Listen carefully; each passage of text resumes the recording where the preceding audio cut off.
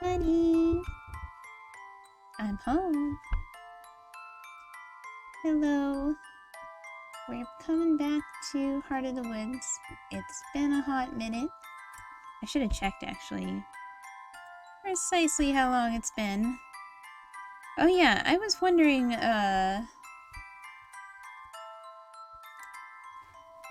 if I should stick to... What do you think? I could do the pajamas. Which one suits the look better? The costume. The Madi closet cosplay. Maybe this one? Oh, it got stuck on my hair. Hang on. How's that? I do still want to use the old model once in a while. I am definitely... Oh, so cute. You think the PJs one works better? I think you might be right, because the cape doesn't stick out as much. Let's try it this way. I was worried about the little hair piece sticking out on the bottom, but we can just tuck that right on in.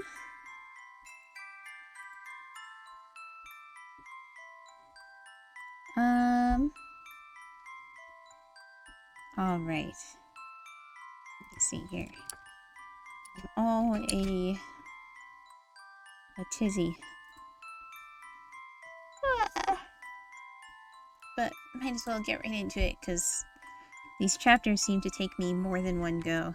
I really want to find out who does this, these chapter images.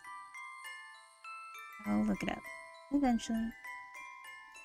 I guess, actually, my sweater does kind of match her coat, so that works.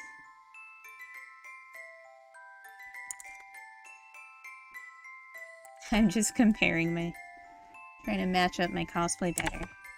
This is the only way I cosplay now. VTuber assets. Oh right, when we last left Madi, she was fucking dead.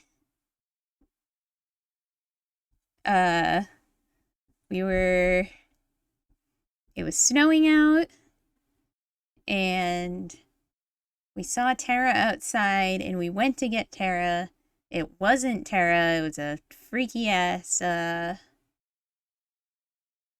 faceless thing. And then we were dying. And then Abigail showed up. Which isn't necessarily a great sign, because she is a ghost. So maybe we're dead now? Let's find out. I'm not cold. I'm not warm either. I'm not anything. I'm not even sure I'm awake. All I can see is vast, profound blackness. I don't know if you can hear the little... There's a little bit of ambient. Unless that's just my headphones. It's fine. I realize my eyes are shut. Are they frozen shut? I try to move my arms to rub my face, but those feel frozen too. With great effort, I manage to wrench my eyes open. I'm flat on my back. Right above me is a familiar curved wood ceiling. The gray smudges in my peripheral vision are the pews where I sat and read with Abigail just days ago. I'm in the church. I try to remember how I got here, but all I have are glimpses of what happened. Waking up alone. The mayor dropping by unannounced. Following Tara. Not Tara. Even nearly immobile, a shiver creeps up my spine at the thought of that thing. And after that, it comes back to me as an avalanche. Running, stumbling, and falling. And being so cold. I can recall the dread as it happened, as I gave up, when strength left my body and my eyelids couldn't bear being open any longer. But how did I get from there to here? There's a sound of rustling cloth from beside me. I force my head to turn to look. And there she is. Warm, radiant, just an arm's length away. Abigail. I blink, expecting her to vanish, to be a figment of my imagination. But when my aching eyes open once more, she's still there. Worry wrinkles her face. She saved me, didn't she? There's no other explanation. Well, he could be dead. I muster the strength to smile up at her. She smiles back, though it doesn't reach her eyes. Hello, Medicine. I'm glad you're awake. Madi?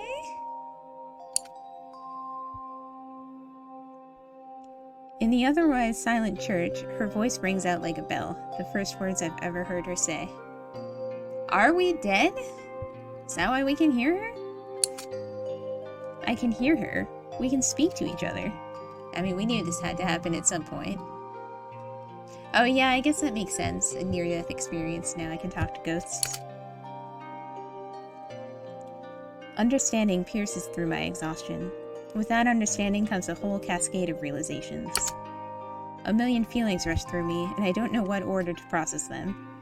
Two concepts stand out among everything else. Her voice is lovely, soft and gentle like she is. I must be dead. I like that they're in that order. Abigail? I mumble out the only coherent thought that I have. She slides from the bench she was sitting in to the ground, kneeling on the floor beside me. That's right. I'm here. She leans over me, the serene portrait of a heaven-sent angel. She's here. That can only mean one thing. My head doesn't hurt. My back isn't sore despite lying on the cold stone floor for hours. I can hear and speak with Abigail. I died, didn't I?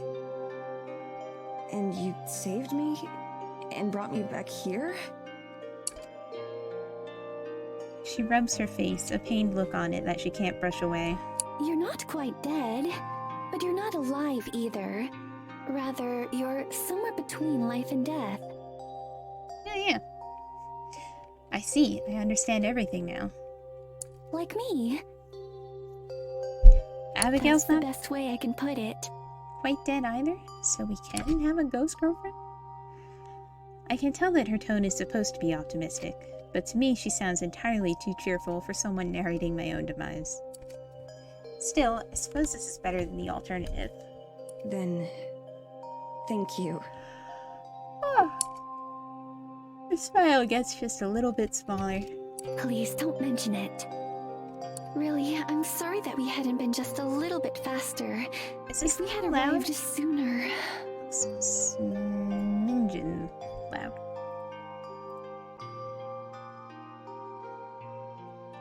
So I've got it way down. Maybe around there. She looks away, guilt twisting her face. It's okay. It's not your fault. Even in my addled state, I know that much. I shut my eyes, hoping that this might be a dream, and that when I open them, I'll be safe and sound in my bed at the cabin. I'm not, of course. There's nothing above me but stone. I force myself to sit up. The motion catches her attention, and Abigail lunges forward, ready to catch me if I fall. Oh, don't strain yourself. But there's still no pain or soreness. Instead, it's like each individual part was switched off, and I have to reactivate them. I should make little hairpins for this. Sorry. Maybe that's not far from the truth. Once I've sat up, I'm able to stand without any issue. The heaviness falls away like a blanket. I think I'm okay. To demonstrate, I pace back and forth a couple steps, feeling like I'm just stretching my legs. I reach out and flex my fingers, staring at their strange, glimmering transparencies. The whole time, she watches intently, poised to intervene if anything goes wrong. Nothing does. I'm fine, relatively speaking. I look towards Abigail for approval with the most earnest smile I can muster. She visibly relaxes. I then sit down on one of the pews. Abigail sits down beside me. It's bizarre. Despite years of existential dread, I don't know how to feel about my own past tense death. Well, Abigail did say that it's not quite death. It's just not exactly life either. Obviously, it's got to be a bit more complicated than that. But right now, it's helping to soften the blow a little bit. Oh, hey, Skull Rumbler. I'm not sure. The blonde girl is our main narrator, Madi. She just passed out in the snow and is maybe somewhere between alive and dead. This is Abigail, who we previously thought was... I mean, she is a ghost. We were never able to hear her before, but now we can. And she says that we're both between life and death. So, yeah, Schrodinger's life. So I guess maybe we'll find out if we can get alive and or smooch a ghost.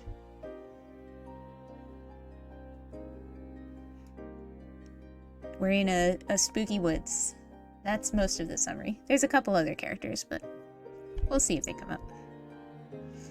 But yeah, I got lured out into a really bad snowstorm and maybe kind of died by a spooky ghost. It is sad. Music's pretty good though.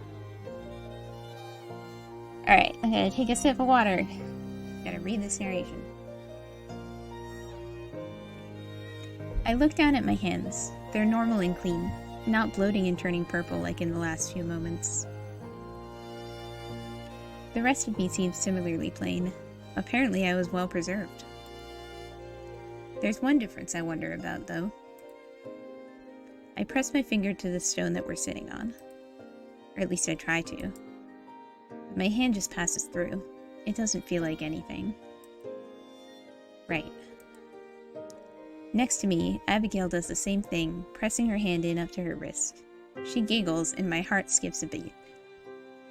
Man, さっきから思うけど, I keep thinking this, but you've really got the spare energy to be down bad for Ghost Girl when you are maybe dead. I like these little light particles.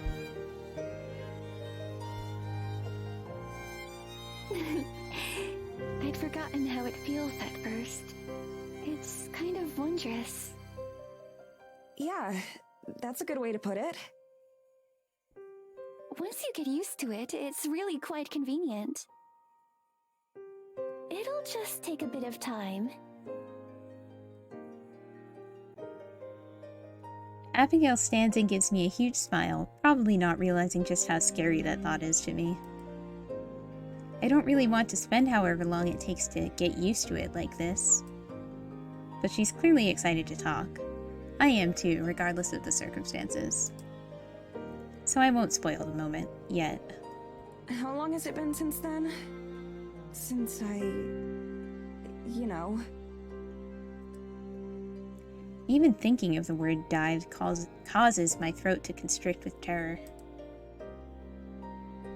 It's not death, I remind myself. If I can feel afraid, then it can't be death. She's a ghost and she really can't work on Tara's show anymore. Or she's got a permanent special guest scenario. If she can be captured on film, I don't know. It's been over a day. You've been unconscious this entire time. I was afraid that perhaps I'd done it wrong, that you might not ever wake up. But here I am. I can see her eyes sparkle with tears. Despite the fact that I'm standing right here, even the thought of my demise almost makes her cry. Yes, here you are. How did you do it? I remember thinking that I was going to die, for sure. She looks away from me, fidgeting with her dress. As I said, we arrived too late to save your life. The cold had already set in, and you were so far from home. I didn't think we were that far.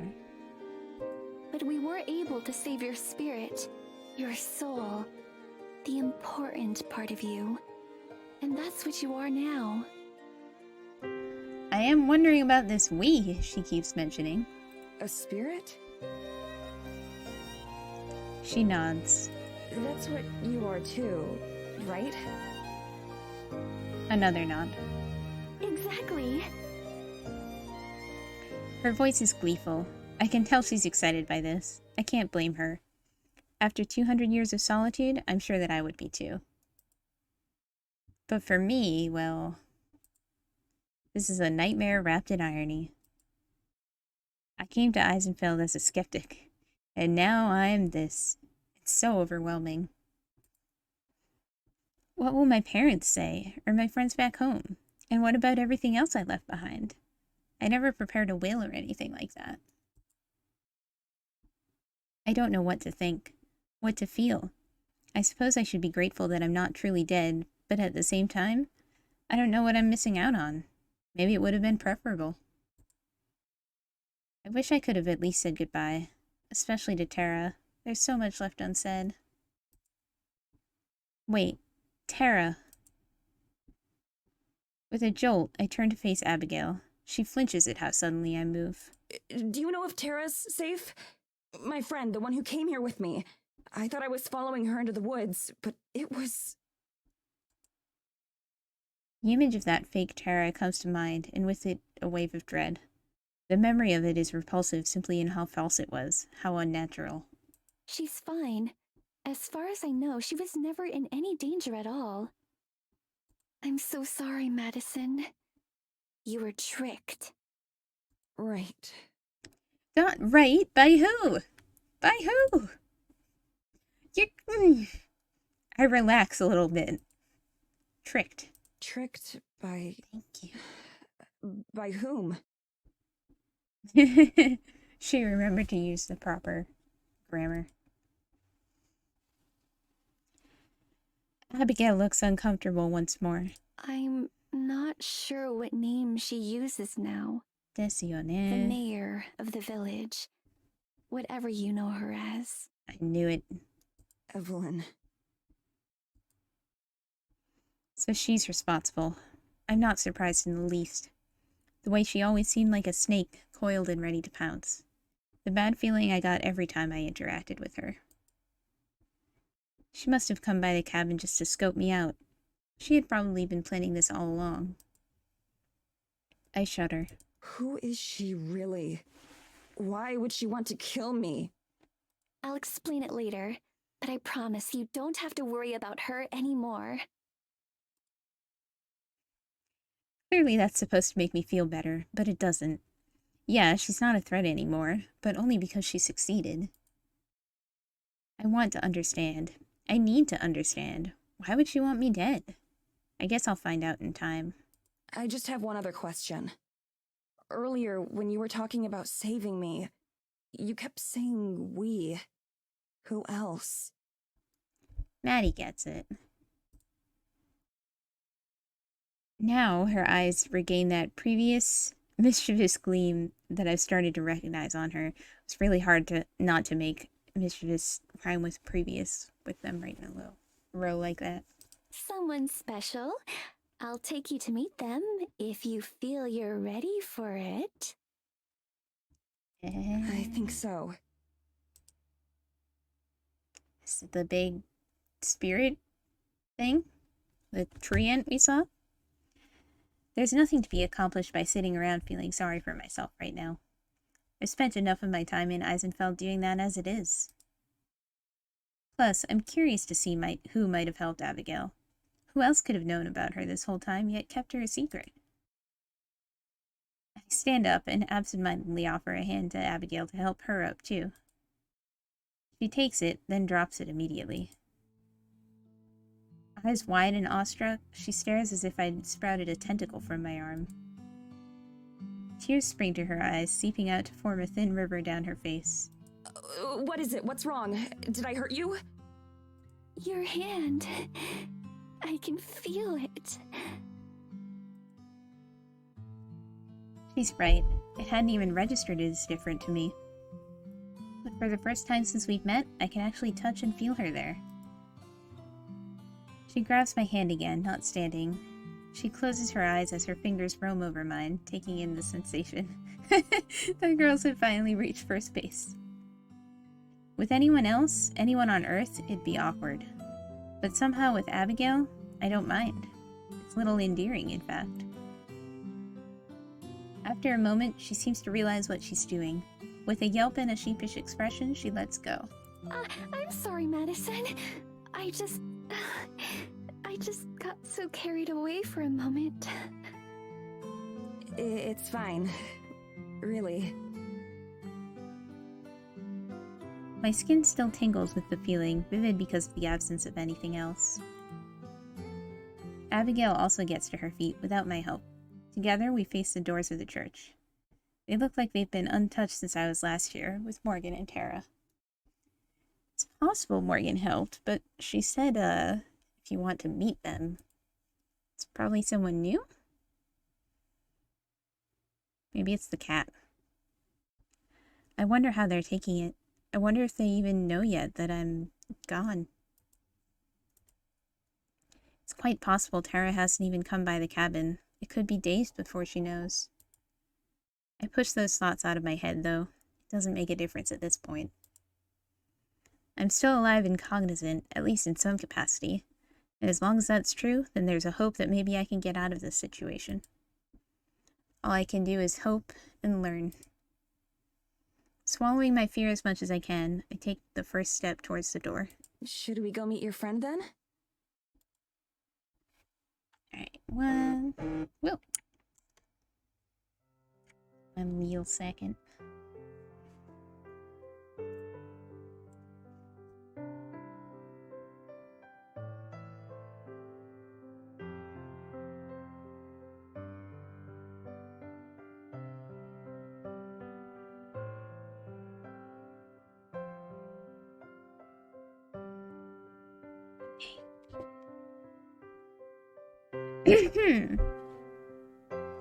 It's calm outside. In the day or so that's passed, the weather seems to have also mellowed out. A thick layer of fresh snow coats everything, looking fluffy and inviting. A few clouds darken the sky overhead, but are nothing compared to the maelstrom that I got caught in. The occasional flakes that fall seem serene, not threatening. Of course, they pass right through me. Abigail leads me into the woods. I try not to pay attention to how I can't hear my footsteps in the snow, or how the cold doesn't bother me. It's convenient, sure, but it's wrong. The two of us walk side by side, deeper and deeper into the forest. This will be the farthest I've ever gone, since previously I'd never passed the church. Just like Morgan a few nights ago, Abigail seems to know exactly where she's going. Abigail, can you tell me a bit about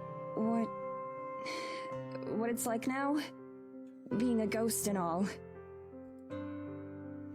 Abigail's face lights up and she claps her hands together. Her steps become an eager skip. Of course!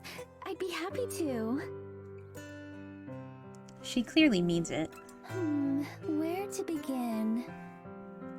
I found it to be quite convenient personally. As I said before, we're not ghosts, per se. Or at least, not in the conventional way. Which is to say, we're not dead. It's more like we're somewhere between life and death.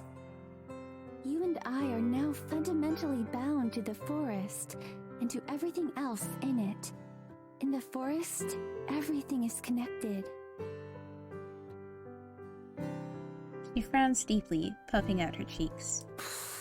This is harder than I thought. I laugh. I guess even after centuries, she never expected she'd have to explain all of this to someone. It's fine. Take your time. Everything in the forest is connected. The trees, the grass, the birds, the foxes, everything. And that includes you and I, too. Ta-da. Connected? How? Abigail chews her lip as she tries to think of how to explain it. Her frown returns deeper than before. Finally, she just shrugs. Magic. Magic. That makes sense. Pleased, Abigail nods. I still don't know what to think. I've only just woken up. I don't know how long it'll take for me to process everything and accept it, or if I ever will. Everything she says makes sense on a conscious level. I'm sure I could ace a test if someone were to ask me questions about it. Really? But when I stop to think about how it affects me, about how these are now the restrictions and limitations that bind me, I stumble over nothing and clutch at my chest, feeling sick. But it's an impotent gesture. Ah! It doesn't help me feel any better. How? How can I be dead? How did this happen to me, of all people on Earth? This isn't fair. It isn't fair. I never wanted any of this. I never even wanted to be here. I can't keep my thoughts from spiraling. Every time I try to think about it, I'm just met with memories of dying and of fear. Fear for myself and for the future and what it might hold. Abigail rushes over, rubbing my back as she croons in my ear. Madison, it'll be all right. I promise. I know it's a lot to take in, but it'll be okay. I'm here for you. I'm here.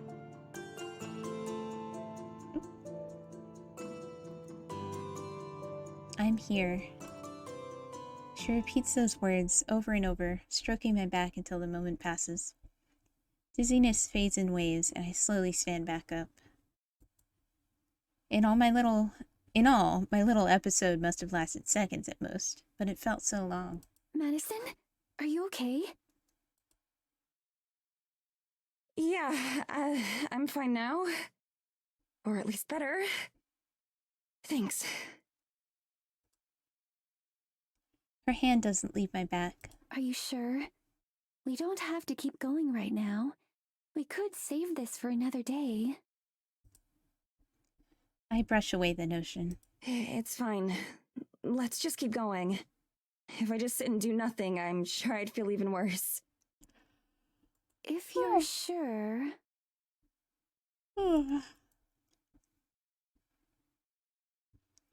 We resume our trek.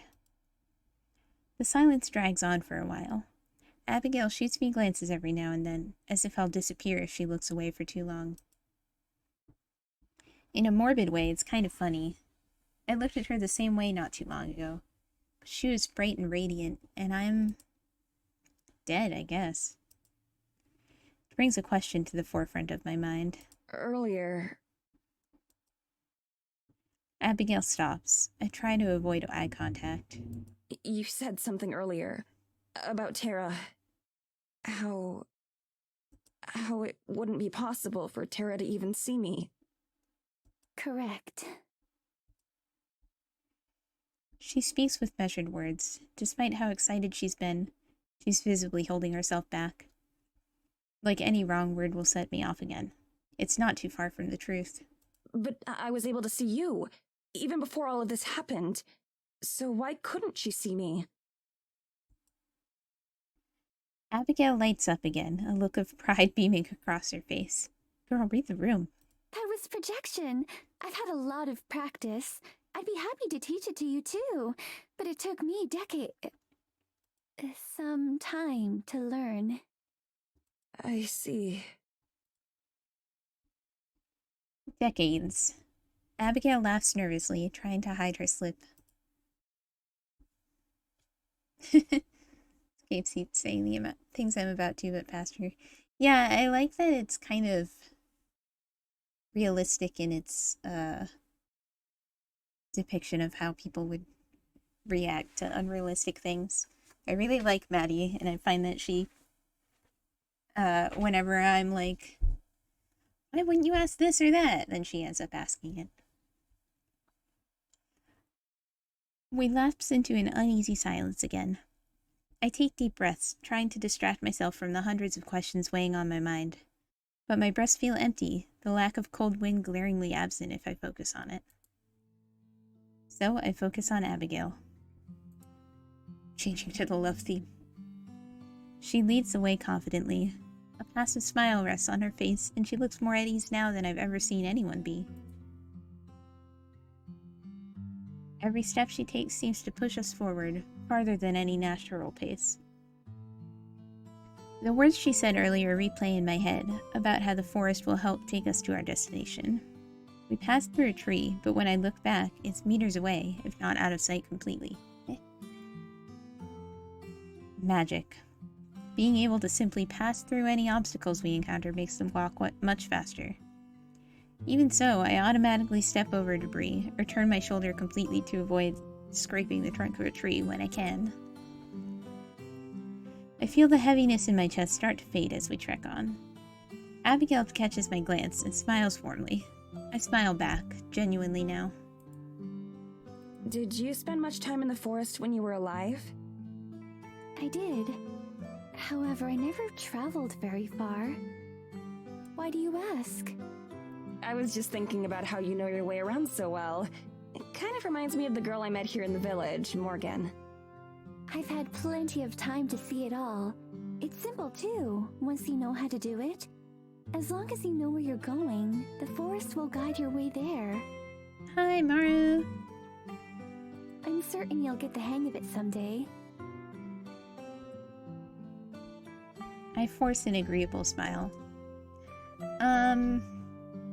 We're dead and we're gay, is the summation of what you've missed. In spite of everything, talking feels good. Talking about anything. So I try to keep the conversation going. What was Eisenfeld like back then? Much the same as it is today, as far as I can tell. Just like me in real life. Quiet and isolated. We rarely had any visitors. Even news of the outside world, or the rest of the country, was slow to arrive. What country is But I longed for it. For the stories that would occasionally make their way to us. Sometimes friends of my father would head into the city for a few weeks, taking the goods that we had grown and made to trade, and bringing back things we lacked. And they'd return with gifts for all of the children, my sister and I, or the little boy across the road. Gifts and stories about wondrous devices they'd seen, or about the marvelous people they met. How rude is it to ask someone how they died? Now might not be the best time. Her steps slow and then come to a stop, and her eyes take on a far-off, dreamy look. When I was alive, I always wished to see it for myself someday. Instead, I had to satisfy myself with books and with other people's stories. Her voice trails off, ending with a hum of satisfaction, remembering something but not speaking it. I wait quietly. It doesn't feel like the kind of moment that I should interrupt. Soon enough, she looks over at me with what I've come to think of as her typical smile. I'm sorry. I hadn't really thought about these things in a while. It's okay. I hope they're not painful memories. She shakes her head. These ones aren't. What about you? There are so many things that I want to know, but I hardly know where to begin asking. Abigail points up to the sky, devoid of any clouds right now. Machines soar overhead day and night, but I've never known what they are. Or watching as Eisenfeld becomes more modern, but not understanding. I want to understand!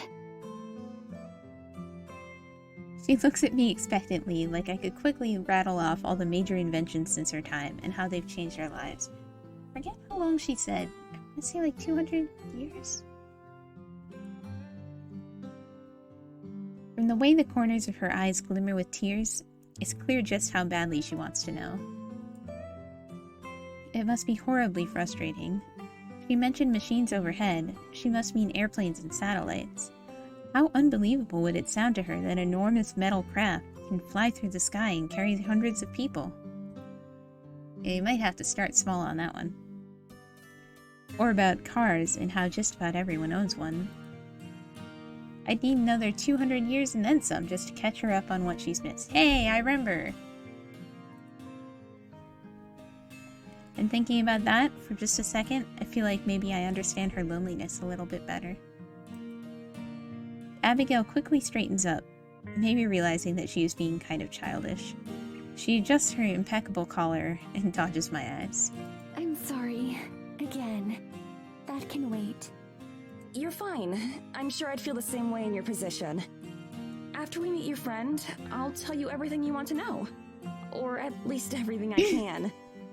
I'm not exactly the best storyteller, and I'm not very good at explaining why things work, but if that's still enough? I phrase it like a question, even though I already know what her answer will be. Sure enough, she springs toward me, skipping past like a stone. Oh, would you? I'm sure you're wonderful at telling stories. I could tell from the way you read to me back at the church. Do you remember? Like I could forget. That's a day I'll remember for the rest of my life. Alrighty. I can't see. Del Technic, thank you for the follow. I don't know where my... Whoa. Where'd my alerts go?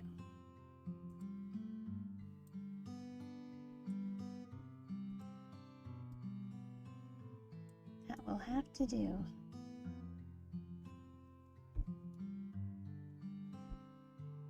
I wonder why that didn't work. Oh, hi Dale. Took me a second. Thank you. Okay. Is it? Why's that? How are things over here? Well, we're dead and we're gay, basically. Or we're technically not dead, but we're also not alive. And we are maybe in love with a ghost, just like the band. Ahem.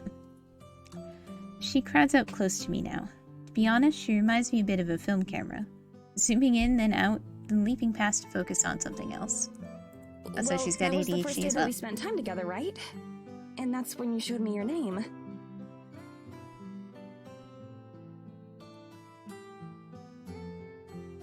Not dead, not alive, gay, in love with ghosts, all tracks, this is my life. Very relatable content. Ricky, welcome! Thank you for the raid! Did you beat Tunic?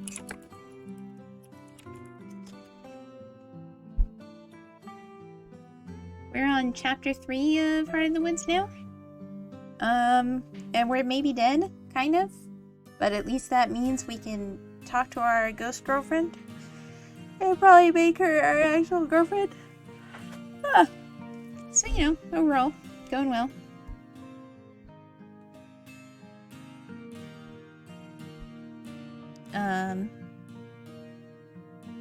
I've been reading the narration, it's fully voiced, and I've got my little Madi cosplay. So we're rolling along. I hope you had a good stream.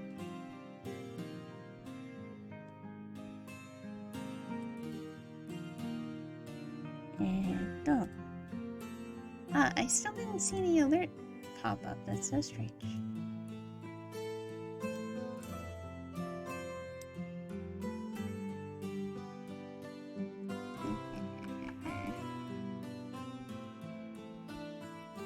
Well, I'll open the tab and I got it later.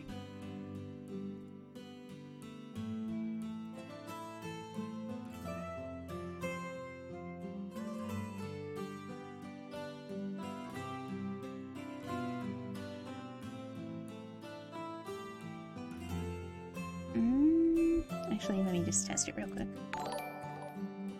Okay, so that worked. I don't know. Maybe I'm just not very observant. It's fine. Abigail goes very still. Several times she looks like she's on the verge of saying something, her mouth fluttering, or her half gesturing something. But each time she stops. I suppose it was. I just didn't realize it was that significant to you. Of course it was. That day changed everything for me. I bite my tongue from saying more. Things didn't exactly change for the better. Deeper and deeper we go, and the forest gradually grows quieter. The rustling of creatures underfoot gets less and less frequent, and then stop entirely. The birds chatter less, and then not at all. Even the wind settles down. Abigail is the only one who doesn't act any differently. She still hums to herself, or glances over her shoulder to make sure I'm still there. Like I have anywhere else to go.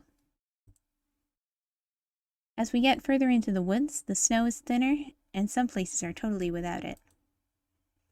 There are even a few patches of green, something that I'm pretty sure shouldn't be possible given the weather.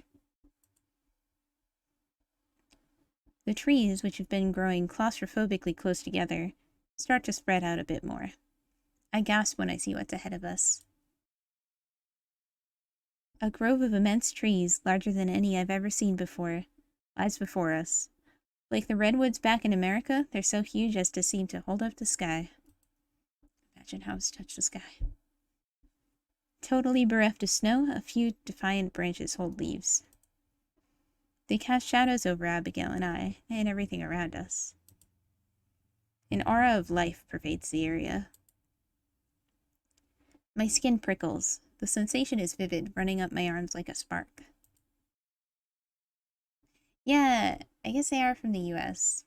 They said this is on the other side of the world, so I don't really know where exactly we're meant to be. More than the church, where we are now feels like a holy place. Something sacred and primal. It's totally gonna be that giant tree ant.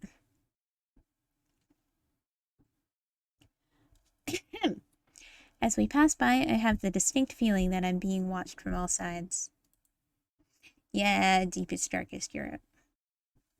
Exactly. The back of my neck is slick with sweat, and I brush my forehead as the pressure of being observed starts to hit me harder. So go sweat? What is this place?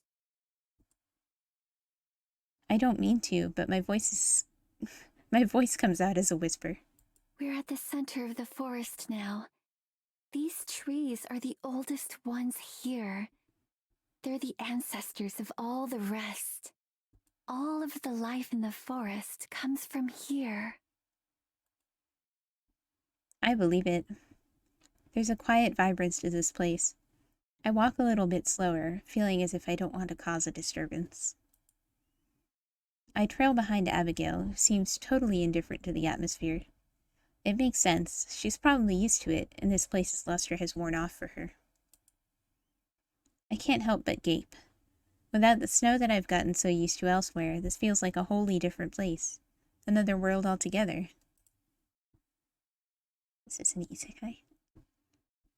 Abigail leads me around one of the massive trees, and my jaw drops even further. Yup, buddy! There, crouched in a small clearing, is the forest spirit from the other night. The same one that stood in the storm and scared the hell out of Tara and me. Somehow, it's much smaller now than it was then, though still several feet taller than me. Yet one look into its piercing red eyes and I know it's the same. It had been looking away, but it turns to face us. Its body creaks and crackles as it moves, like an old door rattling in the wind. My breath catches in my throat as I fight down the instinctive rising terror. Pocks and scars decorate the bark that form its skin. Though it has a vaguely human form, its body is clearly wooden. Little trees wind together, interlocking to shape its body. It regards me with a kind of indifferent stare, similar to when we first witnessed it at the church. The impossibly red glow of its eyes is subtle now, and the previously winding and dying trees look more like its body is merely hugging itself. I look to Abigail to see her reaction, but she just watches the two of us with a slight smile, waiting to see what happens. Rude. That's when it hits me. This is your friend? That's right.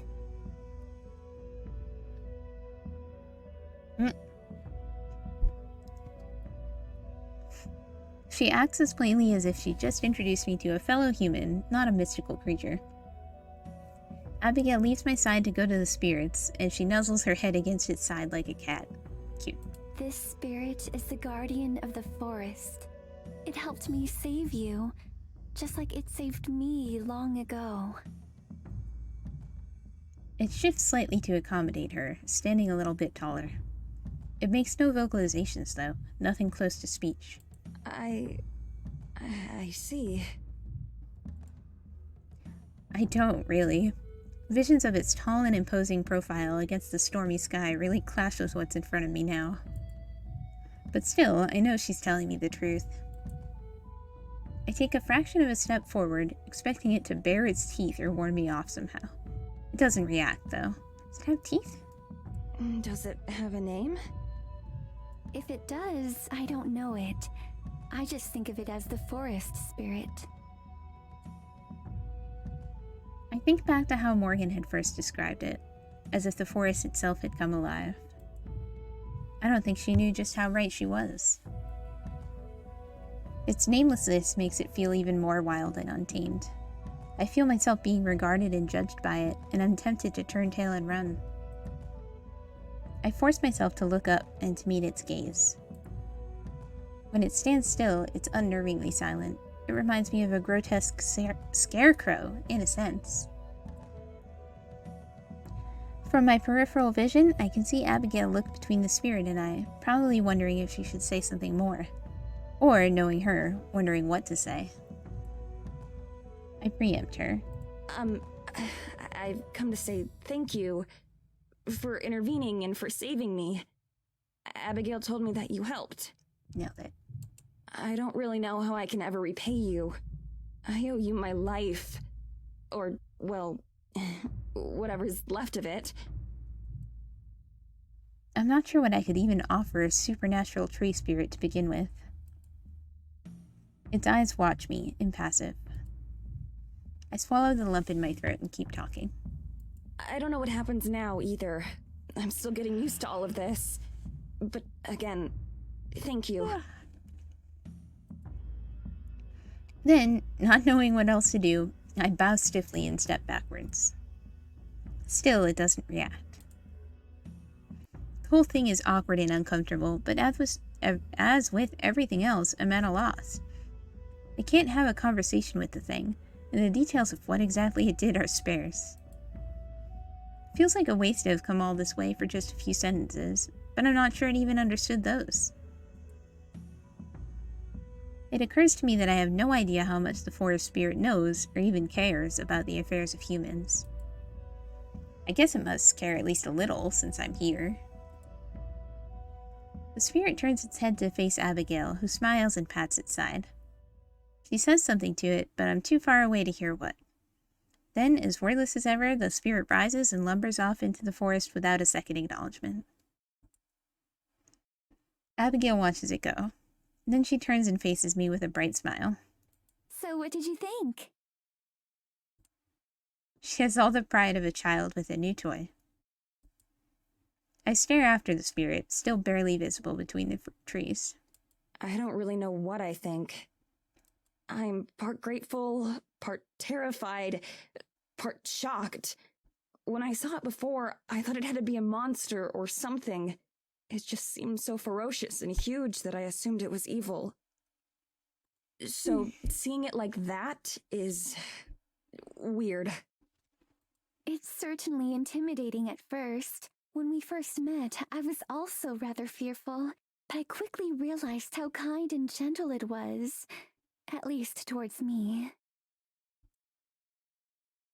I'm still brimming with curiosity over Abigail's own history, but she's made it clear that she doesn't want to tell me yet, so I won't pester her about it. Why wasn't it enormous this time?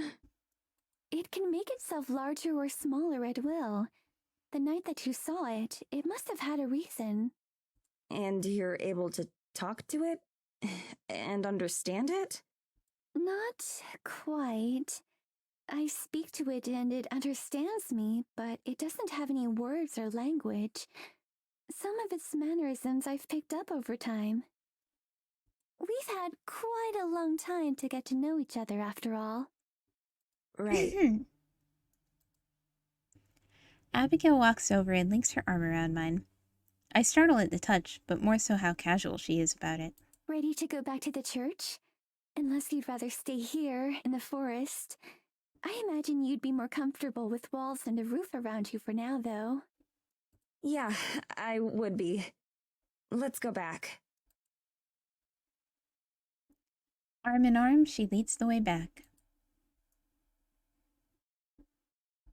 Where Morgan now? God damn it. We're in Evelyn's private drawing room. Tara is kneeling in front of the back door, wiggling a paper clip around in the lock. It looks like she's never done this before. Tara, let's go. This is a bad idea. I'm not leaving till I get in here. She knows something about Maddie. I know she does. I look around the room. I've been in here plenty of times, but never into the connecting study. Evelyn hasn't so much as opened the door to it with me in the room. I'm starting to regret telling Tara about it, though. If we don't get out of here... I'm not disagreeing, but this isn't going to help. We need to... Shit! She hisses and pulls her hand away. Her fingers are brilliant red, and she holds them to her mouth. Are you okay? I think it burned me. What the hell? Screw this. Let's just break the door down. She takes a step back from it. It looks like she's ready to kick it. I put my hand on her shoulder. I really can't think of a worse idea right now. She'll just end up hurting herself. Listen to me. We have to get out of here. Trust me. She doesn't move to kick the door, but she also doesn't seem to have heard what I just said. If she hurt Mads, I'll kill her. Tara vibrates in my hands. In this state, there's no telling what she'd do if I weren't here to stop her. She'd probably be lighting a fire in the corner of the room or something by now. I can't let her get hurt anymore, though. I can't let anyone else get hurt. Listen, Tara. I've tried to force it open before. I think she has some kind of ward on it. No matter what we do, I don't think we're getting in there.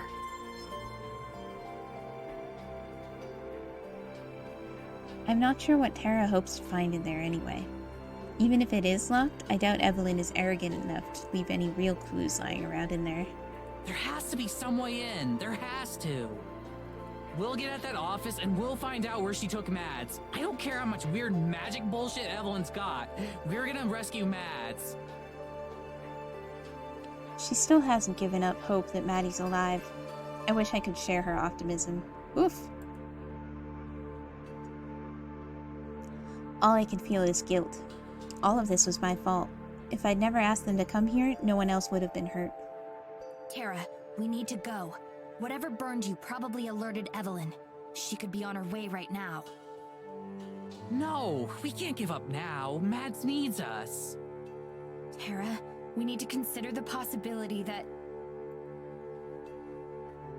Tara wheels towards me and grits her teeth. I can't tell if any of the anger she's feeling now is for me. If it is, I can't blame her. She hasn't been willing to face the truth of the situation, but she has to face it eventually. Then what, Morgan? That she just killed my friend? Do you seriously think she'd do that to Mads just for looking around the woods? Yes, I do. My voice is colder than I mean for it to be. I instantly wish I could take it back. But she still doesn't understand. I get that she doesn't want to face the idea of Maddie being dead. But she can't ignore the danger we're in. The look in Tara's eyes, however, says this isn't helping right now. I'm sorry. You're right. We don't know for sure yet. But we can talk about this later. Right now, we really need to... Behind me, the door to the room slowly creaks open. My heart stops. I can't move. I can't turn around. I already know what I'm going to see. Good morning, Morgan. Tara. Instantly, I dash between Evelyn and Tara. Nothing good can come from these two being in the same room together. I have to keep them apart. Evelyn just laughs. Just the sound of her voice makes me want to run, but I can't. seem so on edge.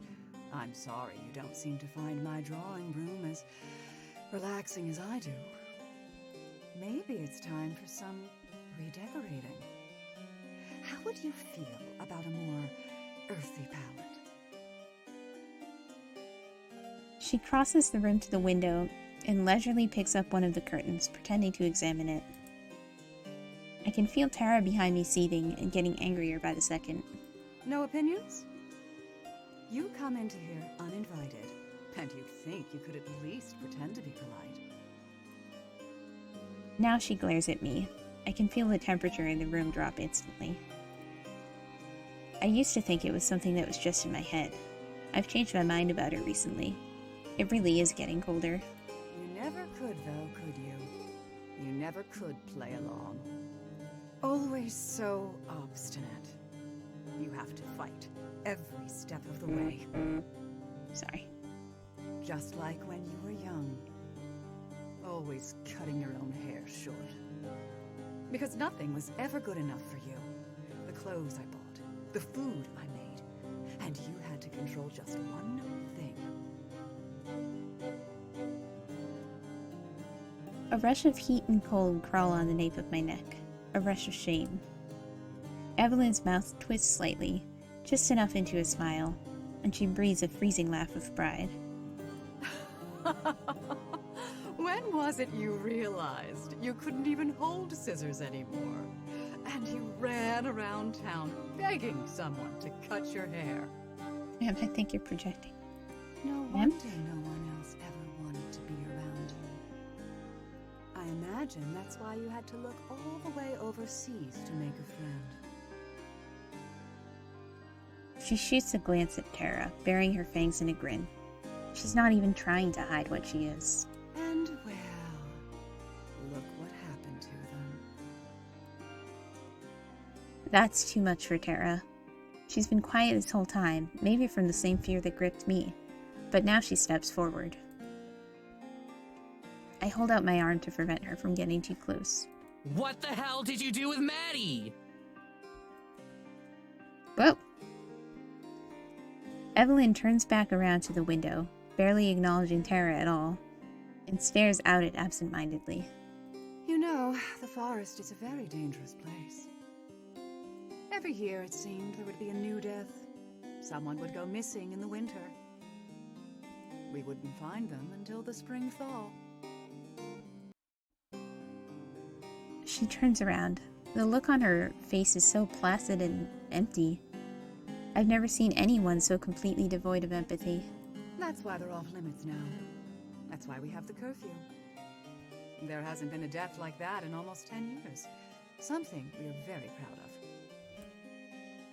She turns back to Tara again and takes a step forward.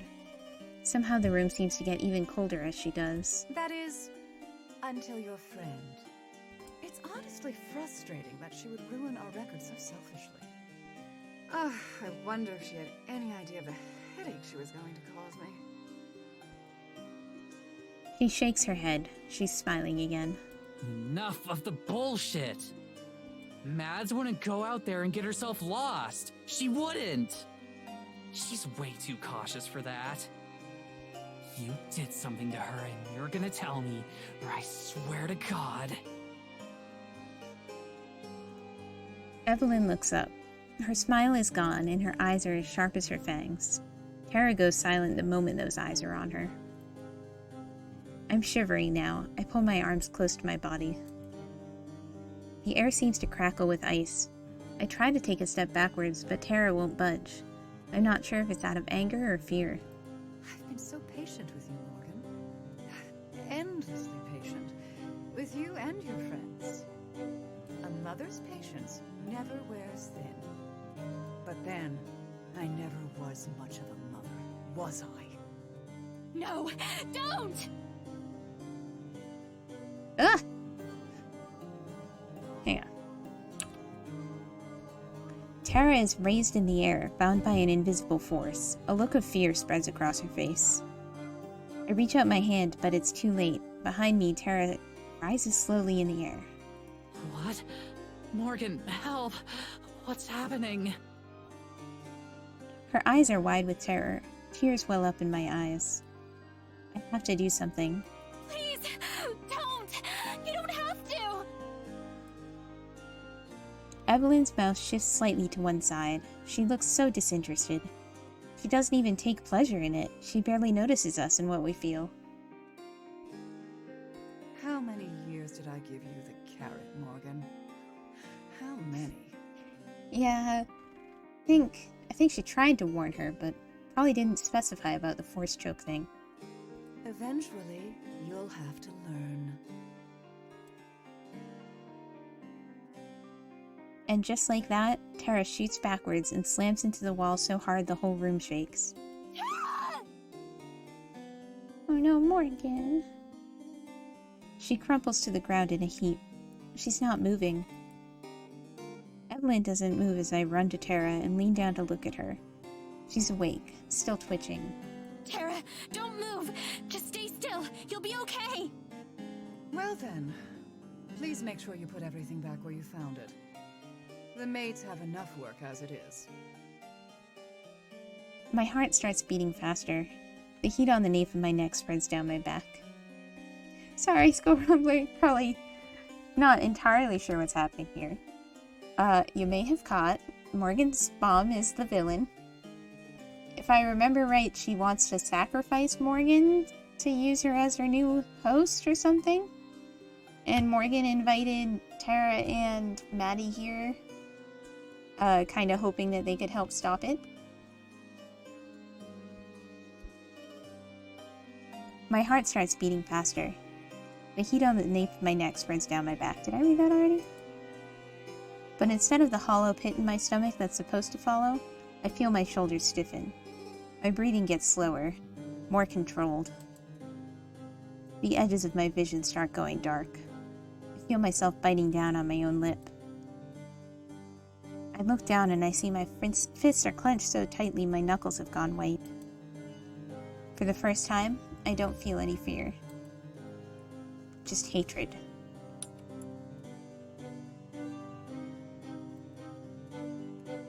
With that, she turns away.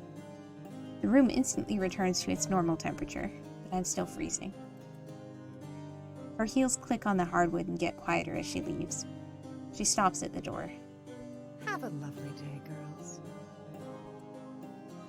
Evelyn disappears and the door slams behind her. I still can't move. It isn't until Tara lets out a loud groan that I snap back to my senses. Are you okay? Did she break anything? I don't think so. Can you stand? She makes it halfway up before stumbling. I grab her and throw her arm over my shoulder. She winces and lets out a tiny whimper. Let's get back to the house. I've got a first aid kit there. As long as I get to lay down, we can go wherever you want. Of course. You can use my bed. Come on. Tara, you being sassy right now? She takes a few shaky steps before leaning against me. It's a start. I think you're gonna have to take the lead on this one.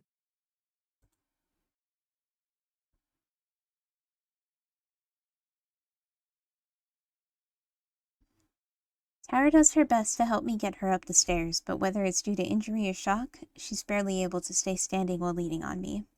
Climbing a staircase is difficult, but at the moment there isn't really anywhere else I can take her.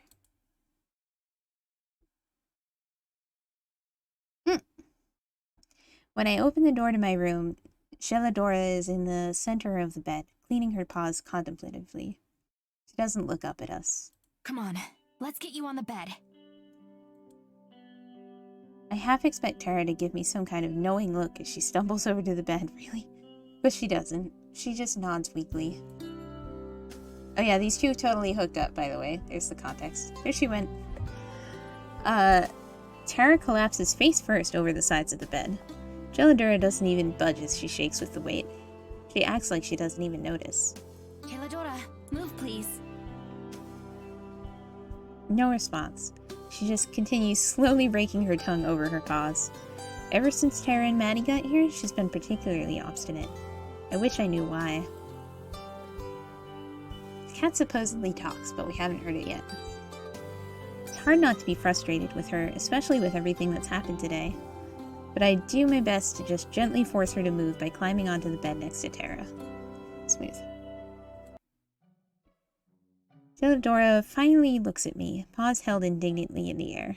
There's plenty of room on the floor. Kita! Beow, beow, beow, beow, beow. Sorry, I don't have air horn noises. She talks. Terra shoots back up, yelping and almost knocking me over. She doesn't seem to notice as she just stares down at Philodora with wide eyes. Did your cat just talk? Internal.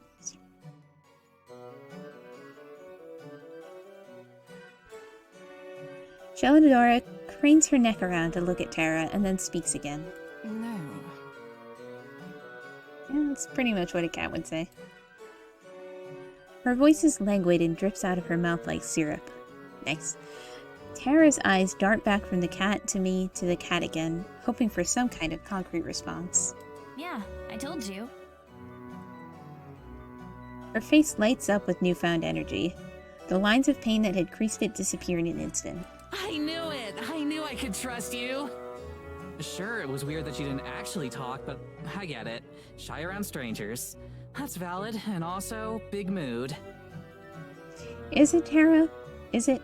But I knew it. I knew you weren't lying. I smile. After everything we've been through together, a part of me feels warm when she says that. My chest glows with a warmth I've only felt around Terra. After everything, it should be obvious that she believes me. But Terra's sincerity catches me by surprise every time. Oh, I love it! Philodora doesn't seem to find it as endearing. She rises methodically, then paws toward the foot of the bed. I'm worried about her. Every month she's gotten more and more cat-like, but this was the first time that she didn't speak at all. And we're so close to the full moon now. She's not going to get much stronger than this.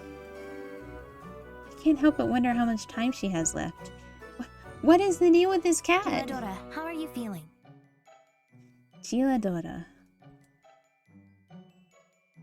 She looks up at me with her bright blue eyes, alive with magic and intelligence.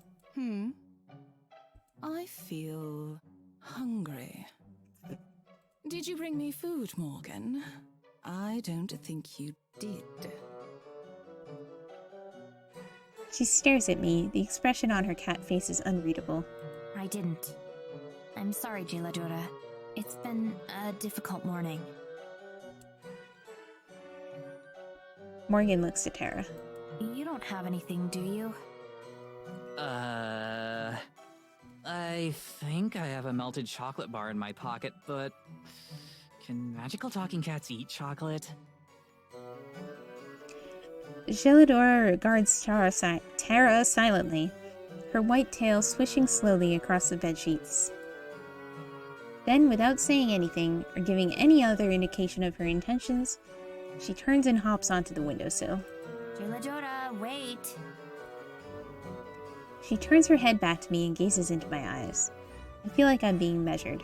I always feel that way around her. No. You wait. She turns away and sways her tail lazily. I will be back. And with that, she leaps from the window to the branches of the nearby tree. Why is the window open? She slips through them like a rush of white water until she's gone from sight. Kaori and I sit there quietly for a few minutes before she finally speaks. Your cat is weird. Yeah, a little. Tara smiles. Morgan smiles back, and the two sit together. Oh. Philodora is gone for hours. I need to talk to her. Things have changed so much today. I think she'll know what to do. I hope she will. In the meantime, I tend to Tara. She protests at first, saying she's fine. I don't doubt she thinks that, but I want to confirm that for myself. If I could waggle my eyebrows right now. Eventually, I'm able to convince her to let me look. Her back is essentially one giant bruise, but that's it. It doesn't look like anything was broken, at least.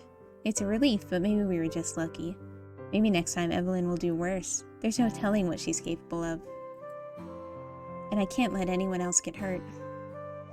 So what's the deal with gelato? Gelato.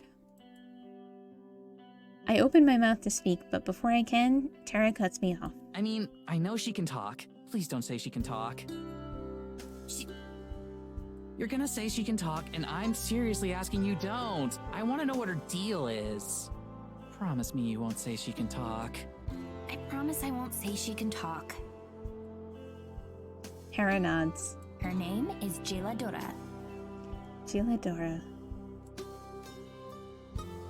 Tara stares at me for a second before we both laugh. Okay. Her name is Geldorado. Geldorado. But, like, why can she talk? I've met a lot of weird cats, but none of them could actually talk. Well, it's because she's not really a cat. Of course. Tara tries her best to sound like she's completely understood the situation now, but it's obvious she hasn't. I take a deep breath. Geladora isn't a cat. She's a fairy. Naruhodo ne? I don't know a lot more than that. I know Evelyn cursed her to be in that form. Her memories are hazy, though, and it's only been getting worse. She wasn't always like this. She's been around as long as I can remember. She only started talking to me when I was 12, but even back then, she's forgetting she was ever a fairy. I'm worried that soon she's not going to be anything other than a house cat. Tara nods, seemingly taking everything in, and then she's quiet a moment, thinking about it. She doesn't really seem that helpful. I nod my head sadly. She used to be. I'd have never known anything about what Evelyn was without her. I bite my lip. For a long time, she was my only friend. She was the only one I could really trust. I still believe in her. I still believe she can help. I look away. Even if I'm telling her my story, there's still so much I'm not ready to share about growing up here. I don't know if I'll ever be ready. I know it sounds like I was just a lonely little kid looking for a friend. But I promise she has the knowledge we need in there somewhere.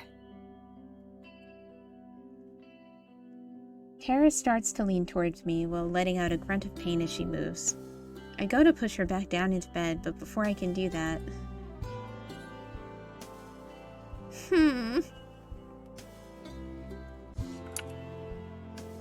Her arms wrap around me. She gives me a gentle squeeze, and I lean into her in response.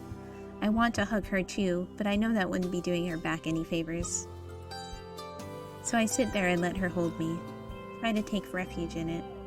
Try to remember that I'm not alone. You don't have to make excuses. I believe you. And I'm sorry you had to grow up like that. It's their loss that they didn't stick around to see how cool you turned out to be.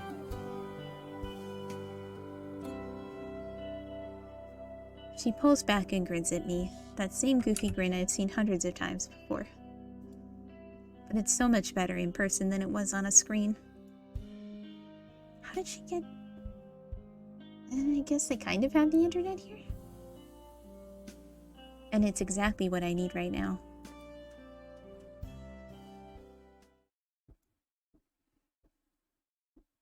Tara and I wait out the day watching dumb videos on the internet. Trying to take our minds off things, if only for a moment. They take longer than to buffer than to watch. Ah, there it is. It's dark by the time Geladora slips back through the window. She's quiet, but even if I hadn't seen her, I'd still know she was there. Something about the air in the room changes when she enters it. Same as Evelyn. Geladora thinks they were close once. She doesn't know how, but I believe her. Hello, Geladora. Meowdy! Tara. Morgan stops slightly at Tara's greeting. How's your hunting? She looks at me, and if ever a cat could give a self-satisfied grin, I swear she would right now. Her voice seems to luxuriate in it. It was good, Morgan. Much better than your hunt this morning. She jumps into my lap and rubs her head against my hand. How does she know about that? I know much about Evelyn. Her voice is deep as stone and rumbles in her throat with a purr. She stops rubbing on my hand for a moment and looks up at me. And Evelyn knows everything about you. What did you think would happen, cursed child? I hate when she calls me that. I spent years dealing with it looming over me, and the last thing I want is her rubbing it in. Even more, I hate that she's right.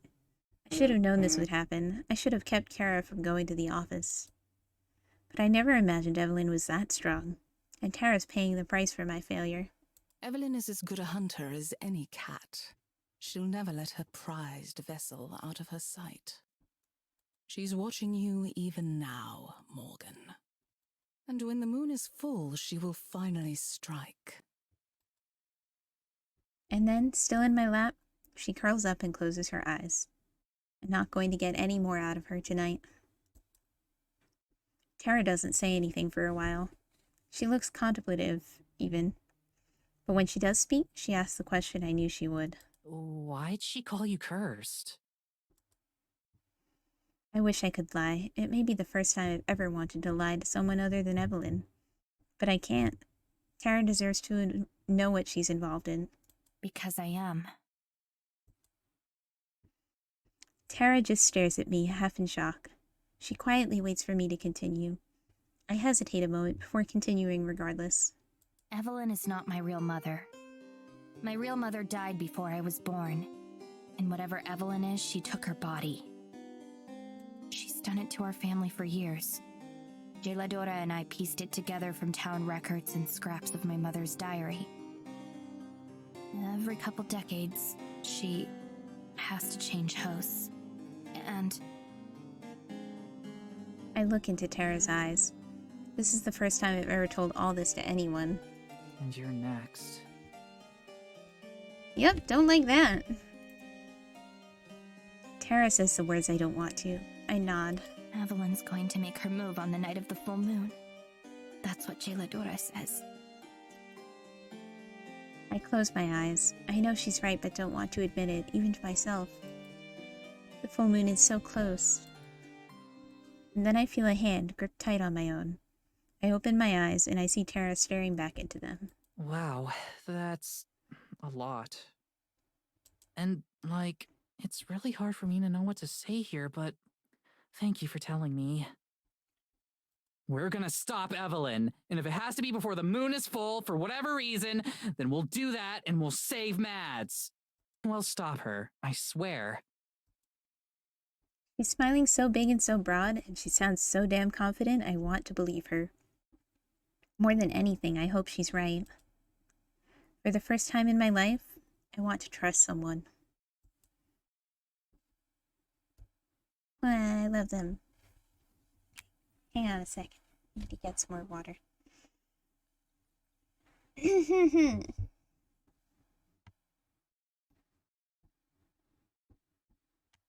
I'll just leave it on. I should use the BRB screen.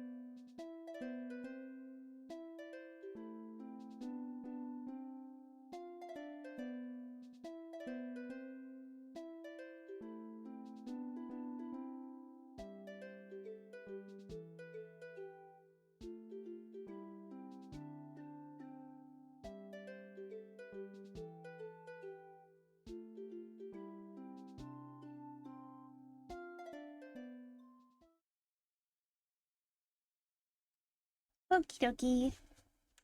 Kind of wanted, some tea, but I also just want to keep going. Also gonna take away the chair, because it works with this game better. Not exactly hardcore gaming. We still haven't had any choices yet. I know there are a couple. Alright.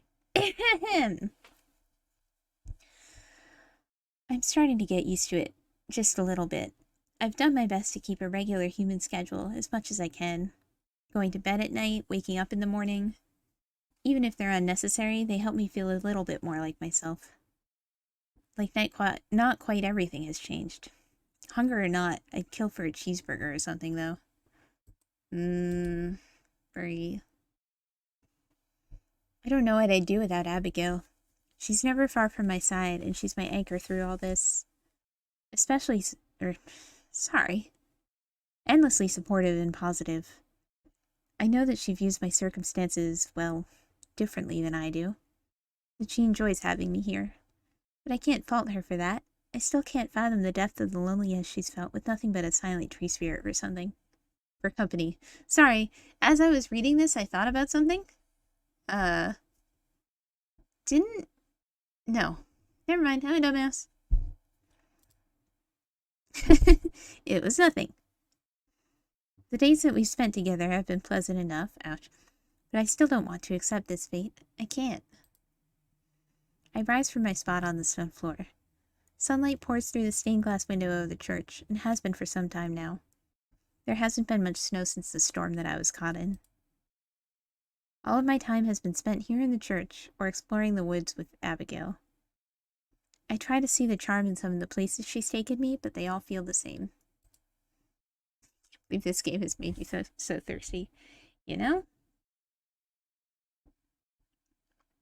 I am thirsty. Trees and rocks and snow, in varying combinations.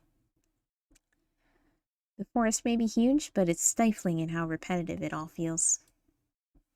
I keep hoping that Tara and Morgan might come by, so I could at least see them, even if they can't see me. So far they haven't.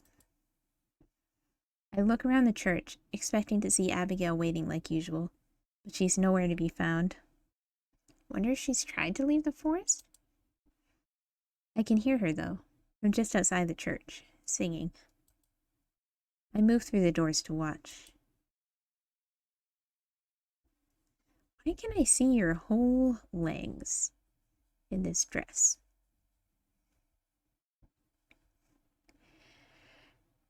Just a few feet away, she stands with her back to the church and me. Her arms outstretched, but not fully, she sways softly as she sings. And God, how she sings.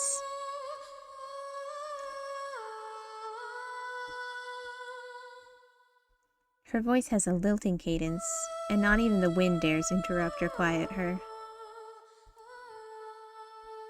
It's unreasonably beautiful, the kind of voice that if you heard it on the radio, you'd have to pull out your phone to see who you're listening to. It's a very, millennial comparison. And to think, I get my own private concert like this. She faces the sky, and I don't need to be able to see her face to visualize the smile that I can hear in her voice. The song she's singing is wordless, but still beautiful. I wonder if it's something she came up with herself. I imagine her spending years playing with the melody, or maybe she's just making it up as she goes along. I notice then that I'm not the only one watching. A small flock of half a dozen or so birds crowd around her feet, watching in rapt attention. They hop around, occasionally cheeping to join in. She waves a hand and they flutter about, never perching on her but never leaving either. From the trees, just barely peeking out, a young deer observes as well. It isn't close enough for her to touch, but close enough for me to count the spots on its belly. Oh, Ricky came to the concert. It's just like something out of a cartoon where she's the fairy tale princess who's friends with the wildlife. I wonder if it's because of her in particular, or if the animals don't feel threatened just because we're spirits, not flesh and blood. All too soon, it's over. Her voice fades away without wobbling, and the birds instantly disperse. The deer bounds back into the woods, invisible. She turns to face me. Good morning, Madison. I'm blushing and I don't know why. Girl. Good morning. That was amazing. Thank you. I hope I didn't wake or disturb you. Nah, not at all.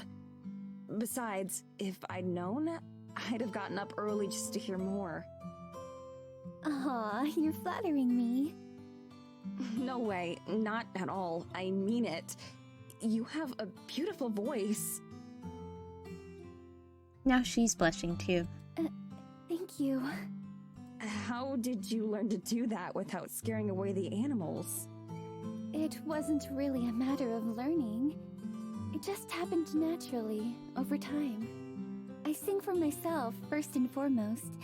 I think eventually, they realized that I wasn't a threat. It seems like they were enjoying the show too. It's quite the compliment if even the birds like my song. There was a deer too. You might not have seen him though. He was kinda hiding in the bushes. Oh, was he? I'll have to introduce you next time. He's quite friendly too. Really? You know him? Most likely. I suppose it could have been a new deer. I'd have to see him to know for sure. Nowadays, there are these things called petting zoos, where you can pay money to walk around and pet tame animals. Like deer and sheep and pigs. This is the first modern technology you're updating her about? Maybe they've talked about it over the past few days. I've never heard of them just making friends with people, though. That sounds marvelous. Have you ever been to one? Not since I was a lot younger. They're mostly for kids. Adults in the modern world sound awfully boring in that case. Abigail walks to my side, standing close like she always does. I wonder if it's intentional. Together, we face the forest. She touches my arm so lightly that I wonder if that's intentional too. If you're feeling up for it, there's someplace I'd like to show you, here in the forest. It's one of my favorite spots. Of course, lead on. I'd love to see anything that you think is special. Oh my god, girl! Keep it under control here. Besides, it's not like I have anywhere else to be. I refrain from saying that out loud. I am genuinely interested in what she wants to show me. I like spending time with Abigail. But I hope that she'll also be willing to answer some more of my questions now, too. Having fun together is nice, but it just seems like a distraction from the matter at hand. Speaking of hands, Abigail takes mine, ever so gently. Let's go then! We take off at a brisk pace, but the distance falls away faster than normal. I'm borne along by her boundless enthusiasm and surely more than a little magic. Trees fly by at a blur, impossibly fast. It's like being on the train again. Like snowflakes, they melt into my vision faster than I can really notice. The speed is some gift of the forest, I imagine, a consolation for what it's done to me. Our footsteps are formless against the snow. We're walking in the air. It's the same as when I first met Abigail. That feels like an eternity ago. For at least a couple hours more, I try to push those thoughts away so I can enjoy whatever it is she wants to show me. I want to enjoy this, for my own sake. For her sake, too. I have trouble thinking of anything other than her. The gentleness of her grip, the light and joyful way she moves across the ground, the certainty with which she pulls me forward. Every so often, she turns around to make sure I'm still there, though I'm sure she's very aware of our interlocked fingers. I know I am. Guess I can add that to the ever-growing list of feelings to sort through. The forest shifts even faster than it did a few days ago when we went to visit the spirit. It changes too fast for me to keep track of any reference points.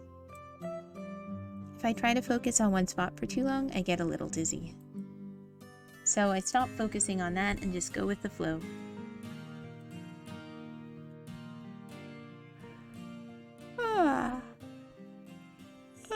Excuse me. Eventually, Abigail slows our pace, and the passing of the forest reverts to a normal rate as well. At first glance, it seems like any other part we've visited, but when I look closer, I start to notice small differences.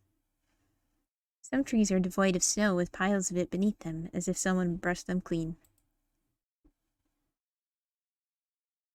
Others are decorated with strange, paint-like streaks of color. Mostly blue, but some are white. On other trees, icicles dangle from the branches and give off a strange glow. When I approach to examine one, the glow dims. Abigail pays it no mind. This must not be strange to her either. I hurry to catch up, though she's only gotten a few steps away. We're almost there. It's just up ahead. Through the trees, I can already see where she's taking me. Splashes of brilliant pink peek out just ahead, mostly obscured by the barren brown trees. I don't even have time to be curious about what they are before we arrive. Wow! A splendid grove of colorful trees spreads out before us, surrounding a small pond that must be enchanted. The leaves that hang from the trees are salmon pink, flecked with flickering lights. Oof. Lavender bushes crowd their bases, sparkling with dew or magic. While snow covers the ground all the way up to the shores of the pond, the trees themselves are devoid of it, much like the forest spirit's home. I wonder if the two are related somehow. Even more remarkable, though, is that the pond itself is also unfrozen. Its glassy surface is smooth, save for the occasional ripple that spreads across. It's small enough that I can see clear across to the other side. It makes this place feel even more secret and hidden. You could wander the forest for years and never stumble across it. I move slowly towards the water. This place deserves calmness. Oh, Abigail. It's beautiful. The water laps at my feet, though remains undisturbed. Like a vampire, I have no reflection, a fact that I pointedly try to ignore. Where are we? What makes this place so special? This is one of my favorite places. Isn't it lovely? As for what makes it special... It is Abigail colored. Her eyes twinkle conspiratorially. Fairies. I mean... There's a beat of silence. I feel like I should be surprised at her answer, but I'm not. After everything I've seen, fairies are downright mundane. I remember her mentioning them before, too. I look around, wondering if I've missed them hiding somewhere, but I don't see anything. Abigail laughs. Just as decorators. They aren't around right now. They much prefer the nighttime. They're far more active in the moonlight. You can still see traces of them, though. As an example, she cups one of the icicle-like baubles that hang from the trees. Inside, a faint light beats like a heart, dim enough to be invisible in the daytime. I'm sure they're around, watching. But I've only met them once myself. It may be years before you do. There it is again. The promise of eternity spent like this. I bite my lip. I think that's okay with me. I've had enough magic for 1 week. Yes, understandable. She walks back to the shore of the pond and sits down. I take a seat beside her. Really though, thank you for bringing me here. It's nice. I'm glad. I wanted to show you that not everything about it is bad. That unlife does have its own little moments of niceness. I look at her, but she's staring pointedly away, towards the pond. Her cheeks redden a little bit. Unlife is a good word for it. Do you think so? I worried before you woke up that I would have forgotten how to speak or forgotten words. I talked to myself to keep in practice, waiting for a day when I would meet someone again. That's also why I sing, so that I don't forget how much I enjoy it, even if nobody listens. I know that it's silly, but sometimes a bit of silliness can be what helps me keep going. I don't think it's silly at all. Besides, if I could sing like you, then I'm sure I'd do it all the time too. I could teach you if you'd like. Oh no, you don't know what you're getting into. I'm pretty sure I'm unteachable when it comes to singing. You'd have birds flying miles away instead of coming to listen. She laughs. Come now, I'm sure it can't be that bad. I knew nothing of singing when I first started. I simply practiced and practiced. Everything gets better with practice and time. My singing voice has got to be the one exception. My middle school choir teacher even told me that there was no way I would ever be a singer. Rude. It was one of the most traumatic days of my 12 short years back then. In all of existence? Out of everything. In that case, I suppose I must hear it, just to know. You can't promise something like that and then not demonstrate. No way. Not happening. What if we sang a duet? Definitely not. Oh, you're no fun. She playfully swipes at my shoulder. Are there any instruments that you do enjoy? Any that I've heard of, that is? Piano. I've taken lessons since I was a little girl. Oh, wonderful. Yeah. I miss it. I flex my fingers, staring down at them, remembering the feeling of keys. Even before coming out here, it had been a while since I played. I don't think I ever consciously stopped, it just happened over time. Most of the time, the only music I'd have the opportunity to listen to was during prayers, or the occasional traveling performer. Sometimes I'd convince Mr. Braun, who played the organ, to show me some of the pieces he'd learned in the city. She says this with a sly smile, sharing some private joke with me. Do you remember the names of any of the pieces? I wonder if I've heard of them. Oh yes, there was... She bites her nail, thinking about it. Oh, it's on the tip of my tongue. She squirms, wiggling around like she's hoping the memory will fall into place. Finally, she shakes her head. Maybe not. It seems I've forgotten. Do you think there's a chance, though? Are you very familiar with songs from, well, my time? How does she know how long it's been? Some of them, yeah. A lot of the most famous and respected composers come from those days. From this part of the world, too. Europe confirmed. Abigail sighs wistfully and looks off into the distance. I'm glad to hear that. They must be magnificent to be remembered so many years later. How nice that must be, to leave behind a legacy, to be missed. To be missed.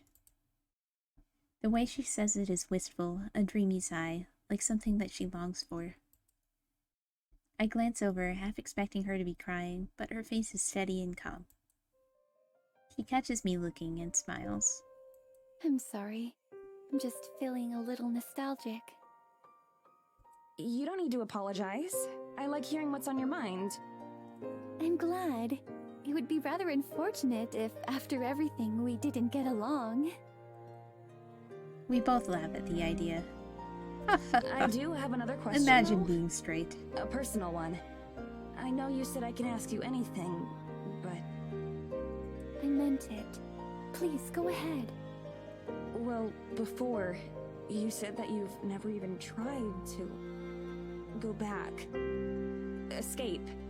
Whatever the right word for it would be. Why is that? Doesn't it bother you?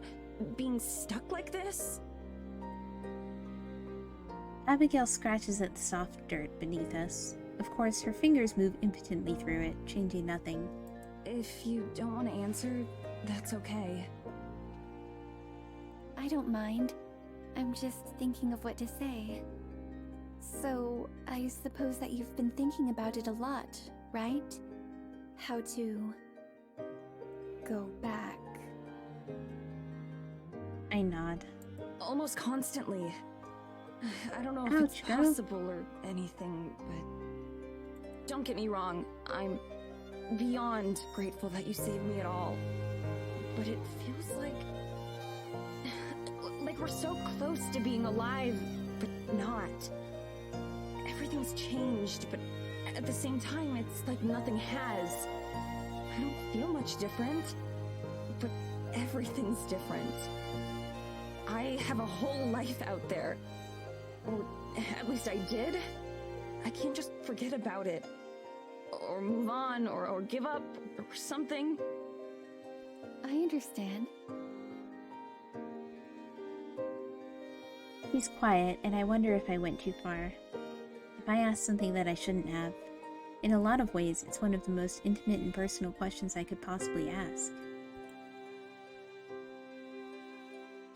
Then she shifts around to face me better. I didn't have much left once I moved on. My family and those I care about. I had no desire to return to them. And then time started to pass.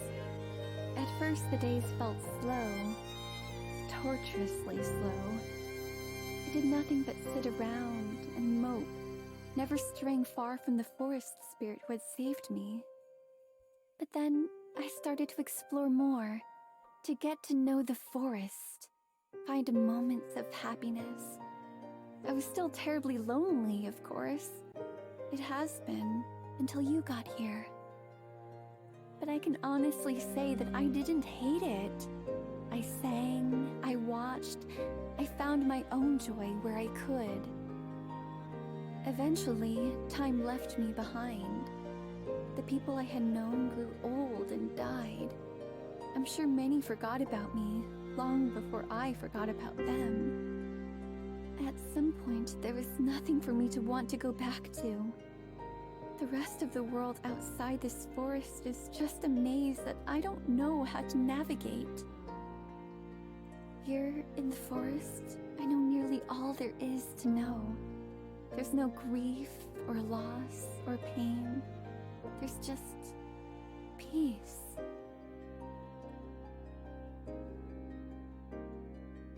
Before I can respond, she stands up, brushing away imaginary dirt from her gown. Would you feel up for another walk through the woods? Perhaps this time I can show you where the wisest, most handsome-looking owl nests. It's been so long since I've said hello to him. She offers me a hand. I take it, and the obvious subject change, and she helps me to my feet. Sure. Let's go. With a smile, she leads me back towards the trees.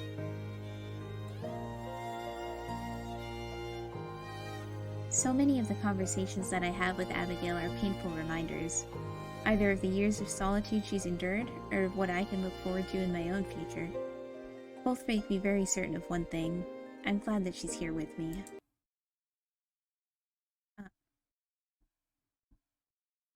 We're Morgan now.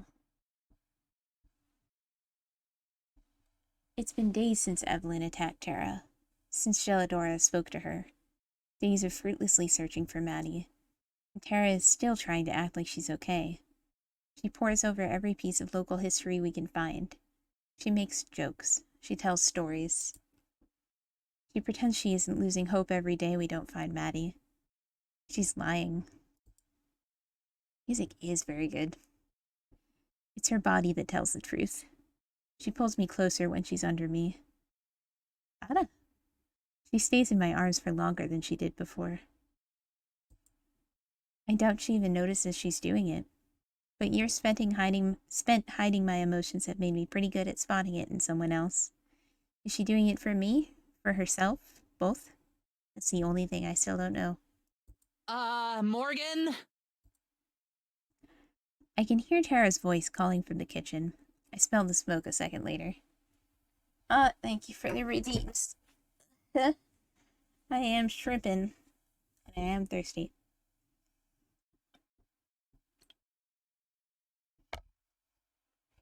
I think we'll do one more scene, and if the chapter doesn't end with the next perspective change, maybe we'll stop for tonight, but we'll see.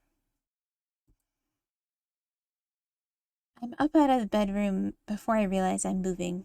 My mind fills up with a million possibilities.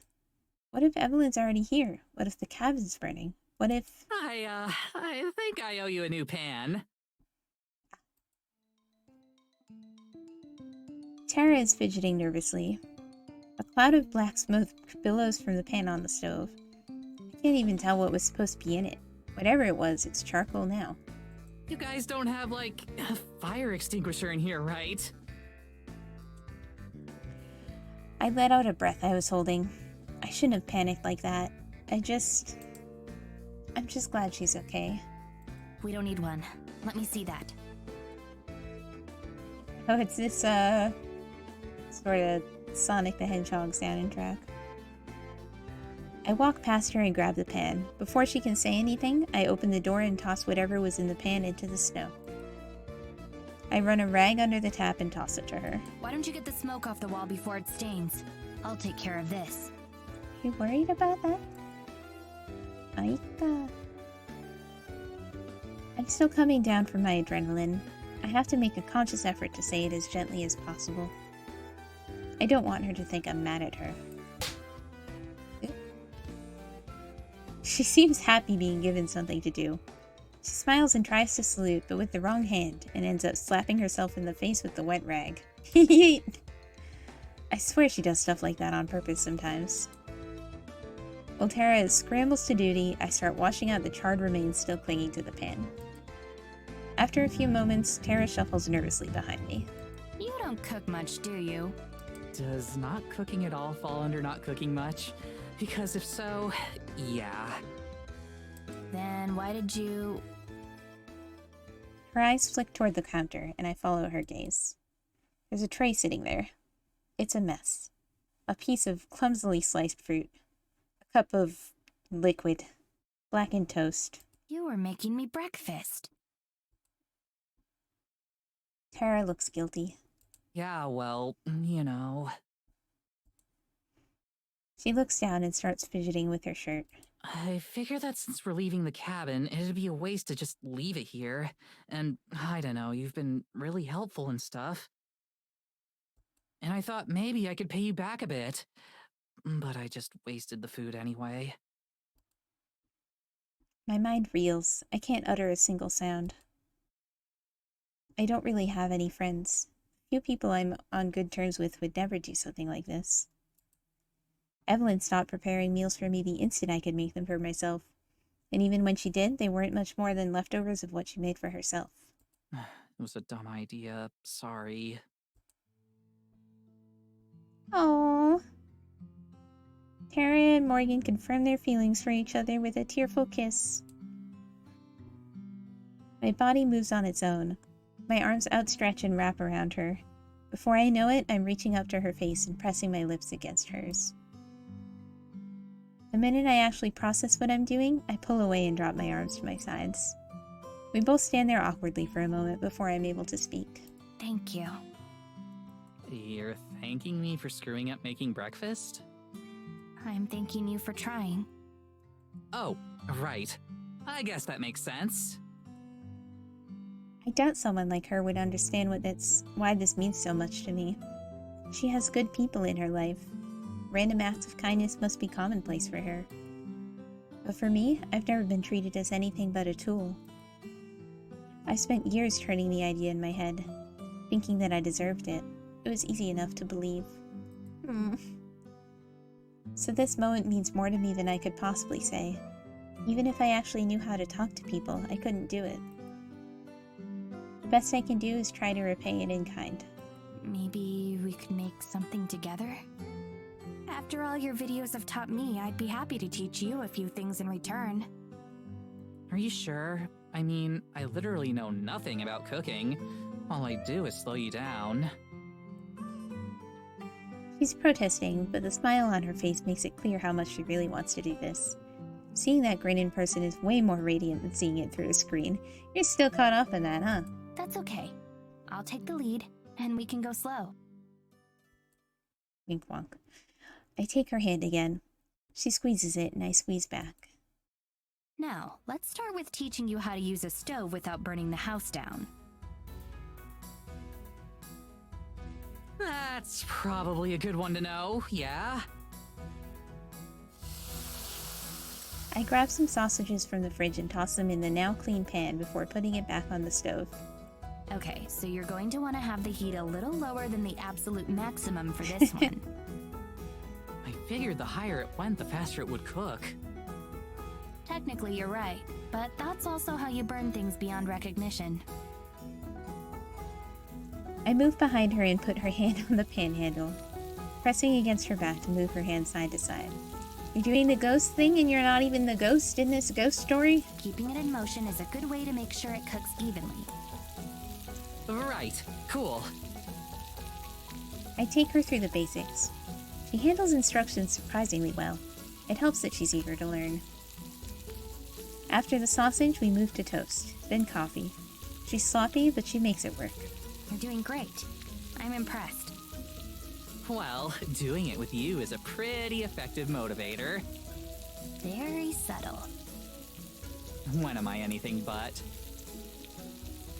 We finish up with the eggs and sit down to eat. She powers through her meal, finishing before I'm even halfway through. Holy shit! That was so good! Looks like you're a better cook than you thought. Oh please, that was like 25% me at most. But thank you. I definitely learned enough to surprise Mads when she gets back. Oh, honey. The mention of Madi instantly sucks some of the joy from the room. Nice as this has been, I know it's only temporary shelter from the clouds still looming over our heads. Her smile doesn't falter at all, but I can see her eyes twitch slightly after she speaks. I wish I could think of something reassuring to say. I'd try just agreeing with her, but I know how hollow it would sound. But once again, she pushes it back inside. I know how that feels, although I have a much harder time smiling afterwards. And the best part is that we don't have to wash any of the dishes since we're leaving after this. We're washing the dishes. Oh, come on! She reluctantly drags herself over to the sink. I remain seated and continue eating. A few seconds later, Tara reappears casually. Hey, quick question. It should be okay if we leave Maddie's stuff here, right? I'd hate for her to come back and be missing all her super important films. Finally, we acknowledge how weird it is that she always says films. It should be fine. With us out of the way, Evelyn won't have any reason to focus on the cabin anymore. Hey, Morgan, can you come here for a sec? I jog down the hallway to find her staring at a hefty black bag sitting in the hall. What's that? It's Mads' camera equipment. I was just thinking that maybe we should shoot a video before we leave. Like, film an episode? Not quite. More like a summary of what's happened, for reference. Kinda like a black box in a plane. That way there'll be a record. Something that could help anyone else who decides to look into this. A dead drop. Is that what it's called? She flinches at the term. It's probably a bit too morbid for her liking. It's worth a shot. I can help you film it. Are you sure? That's a professional quality camera. Even I don't know how half the shit it does works. That's Maddie's domain. I'm sure I can figure something out. It can't be too hard to get the basics down. I grab the bag and sling it over my shoulder, then grab the tripod with my other hand. All right, let's get to work.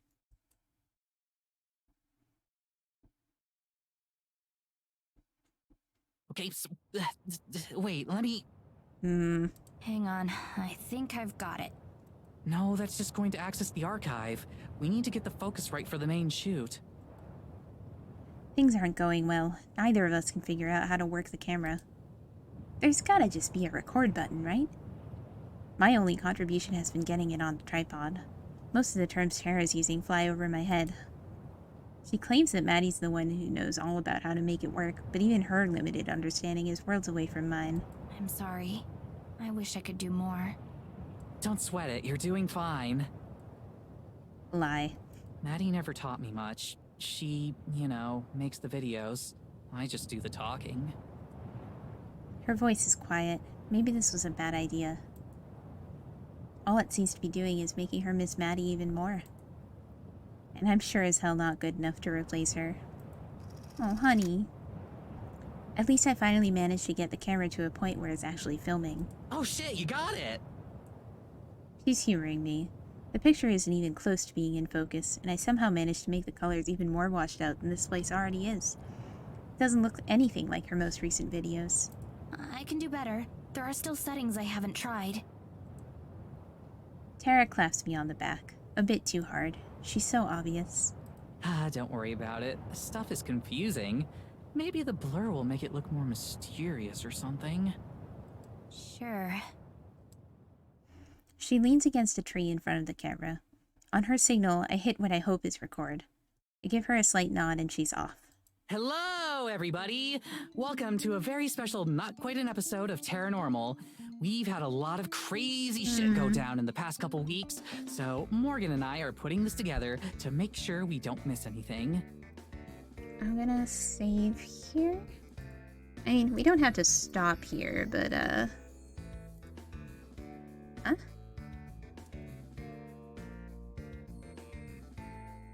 Episode 1 Ultra Rare Spoopy Mix. Nice. But this might be good to be able to come back to if we need a summary. Who's Morgan, you ask? She's our inside woman, as they say. We wouldn't have found any of the stuff I'm about to tell you about if not for her, and she's been a hell of an assistant, too. Mads would be manning the camera right now, but, she's not here right now. It's complicated. Her voice dips for a moment before launching back into her professional cheeriness. So, where to begin? Well, I suppose I should start with a little story about a spirit, also known as the only time I've had fun in church. She launches into her story without having to take a single moment to think about it. I feel like I'm watching her transform right in front of me. Her uncertainty is gone. Her anxiety is gone. That melancholy she's had inside her since Maddie disappeared is gone. It's like she's glowing. I wish I could tell her how wonderful it is to see, but I know I'd never be able to say something like that. Anyway, that's pretty much all we have right now. Hopefully Mads will be back soon. I hear her voice shake for a fraction of a second. She corrects it instantly, but I know I heard it. I'm not gonna lie, there's some bad shit out here. Maddie got caught up in it somehow, but it's nothing that's gonna last. Am I in danger too? Sure, but that's nothing new for me. You're talking to a girl who nearly got eaten by a bear because park rangers suck at their jobs. I'm just making this so we don't have as much to go over when we find her. The dry air out here is killer on my throat, so I could use the help. She coughs loudly. I'm not sure if it's real or just for emphasis. And Evelyn, if you find this, know that we're gonna make you pay for what you did.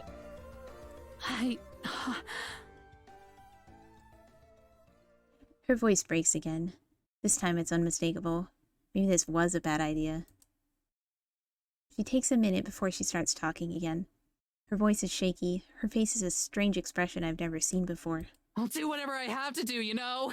If you're watching, I want you to know that. Can you just give me my friend back? Can you just do that now? Oh no. Tears begin to flow down Tara's cheeks, and she begins to crumple as she continues speaking.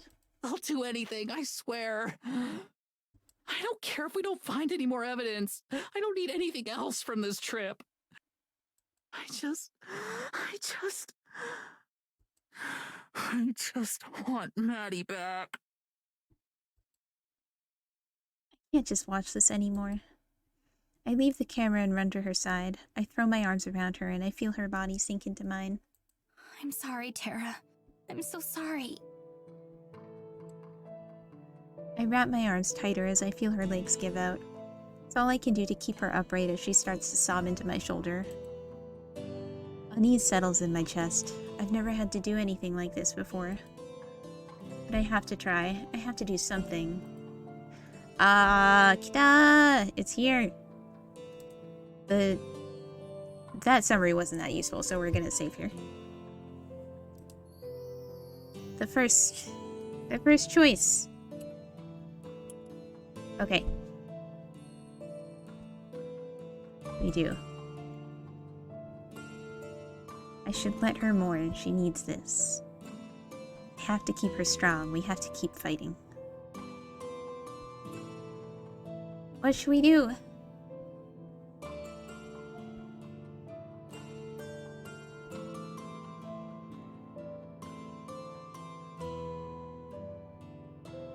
I mean, I saved here, so we can always come back, but Doshio. You're both strong. We have to keep her strong. I should let her mourn. I have to keep her strong. We do have to keep fighting, it's true.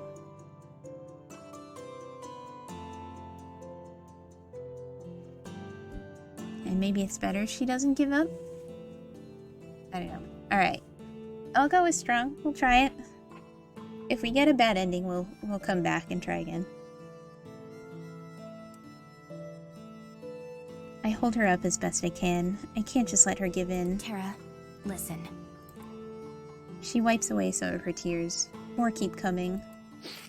Yeah? We have to keep fighting. Whatever happened to Maddie, we'll make Evelyn pay for it. I promise. She nods weakly. Yeah, of course. We'll do it for Maddie.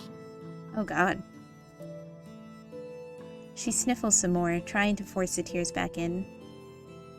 I can't help feeling guilty for encouraging her to stuff everything back down inside her. It does feel like a potentially bad end route. But it won't be that way forever. Keeping so much pain inside you can break you in ways that are impossible to fix. I won't let her be like me. You and I are going to make it happen. Together. I worry that my words are making her angry. I don't want it to seem like I don't care about Maddie. But they seem to be helping. She's finally able to stand on her own. You're right. We got this. We'll make her pay. She pulls away, her body still shaking. It's the only way to make this right. That's the spirit. Is it? A little nervous. I make my way back over to the camera to start packing it up. I glance over at Tara while I do so. She seems to be doing better. Sometimes pushing everything back inside helps. For a moment, anyway. We just need to stay focused on a goal.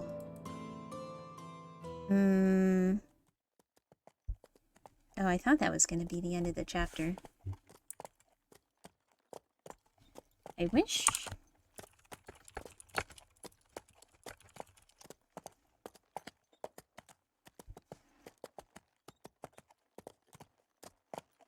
I wish there was a good,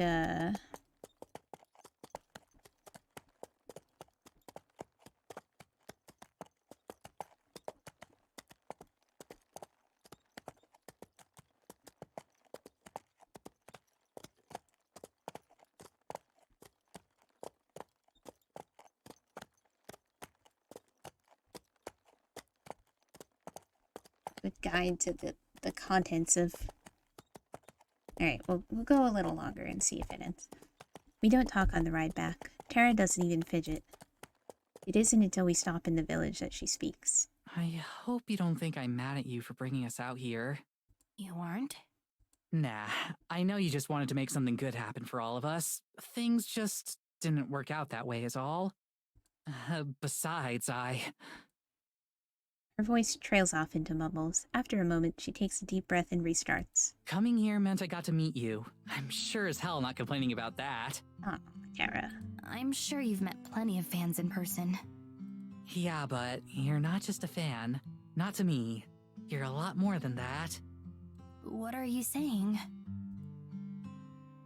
She suddenly looks away from me. I think she's trying to hide the fact that she's blushing. Poorly. I don't know, just I haven't ever really met anyone like you before is all. These chapters are really long. For a moment, strange thoughts fill my head. I want her to say more than that. I don't know what I want it to be, I just want more. But I know better than to ask for that. If it helps, I haven't met anyone like you before either. Well, I could have told you that one. I am one of a kind, you know. No argument there. I'm having a hard time looking at her. I don't know why. This is a new feeling. I push it away and reach for the carriage door instead. There's a weird air in the carriage now. Let's get inside. We still gotta figure out how much of your stuff we can fit in my closet. I mean, I could just leave some of my clothes on the floor. That's what I do at home. Not happening. I like being able to see my floor. Can't blame a girl for trying. I can't help laughing. She laughs too. She's going to be okay. I know she will. And I'm going to make sure she stays that way. Okay. I'm gonna save here, because we're still not done with this chapter. I am nervous about our choice, but I'm interested enough to get all the different endings anyway, so...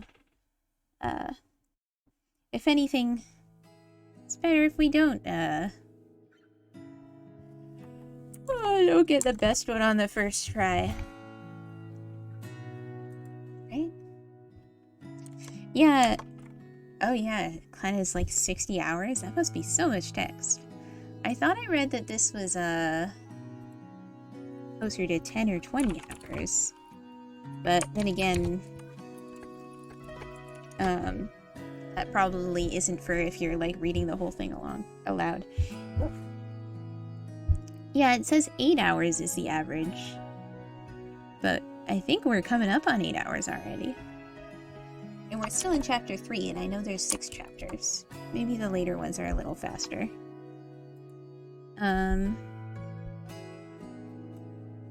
But yeah. Okay, well, we'll stop there for now, and we'll come back to this soon. Otherwise I'll lose track of my stuff. And yeah. So I'll probably do a work stream tomorrow. I won't be streaming on Thursday like usual. This is Mr. Melon's birthday. But besides my usual Pomodoro Friday stream, I am planning on trying to do something fun for Friday night.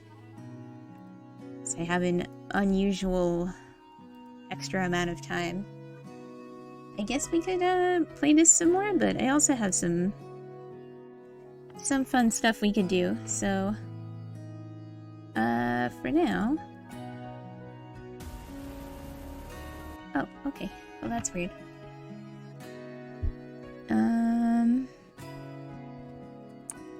Let's see who's live. Thanks for the relaxing, somewhat tense, somewhat relaxing stream. Thank you for coming. I hope you enjoyed it, even though it was your first time with this game. I really need to post the VODs on YouTube. I have them all saved. I've just been going through my backlog. I keep forgetting to leave my redeems running. Here we go. Thank you for the head pat. Okay, let's see here. Oh, Phoebe's not live yet.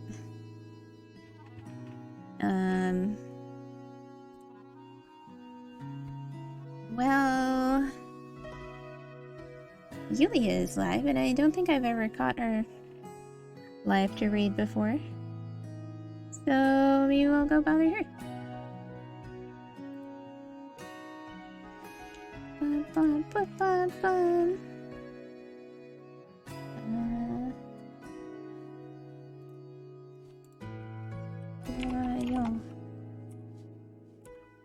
Night. Here we go. Alright, gonna start the raid. Here's the raid message if you would like. Probably won't stick around for long because I'm gonna go get ready for bed. But thank you again for joining me. I hope to see you all soon.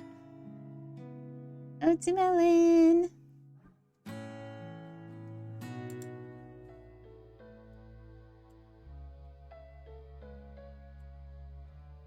Bye!